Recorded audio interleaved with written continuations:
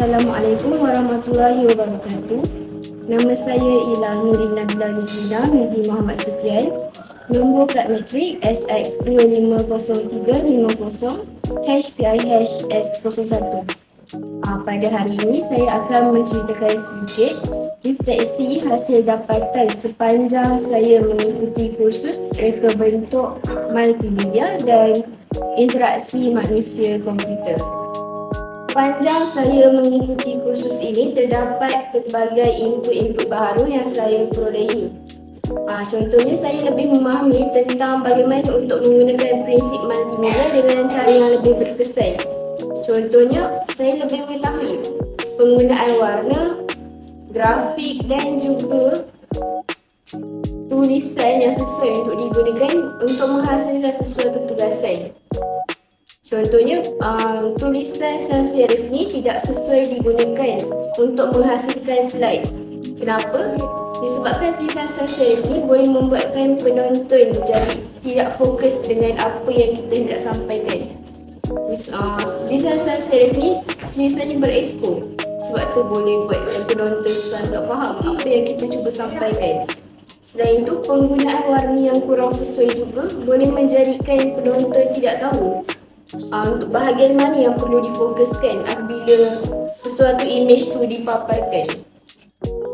Selain itu, saya juga belajar tentang teori-teori pembelajaran, iaitu yang pertama teori behavior, teori konstruktif dan juga teori kognitif, di mana ketiga-tiga teori ini menggunakan pendekatan yang berbeza untuk memberi kefahaman kepada murid-murid.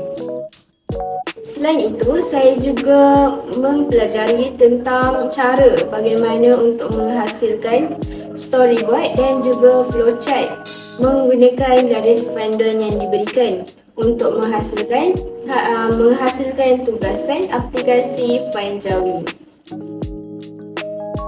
Antara cabaran utama semasa saya mengikuti kursus ini ialah ketika dalam proses untuk menyiapkan storyboard dan juga flowchart, di mana saya dan ahli-ahli kumpulan yang lain perlu mengkaji dengan lebih mendalam tentang cara untuk menghasilkan flowchart yang baik dan juga storyboard yang baik.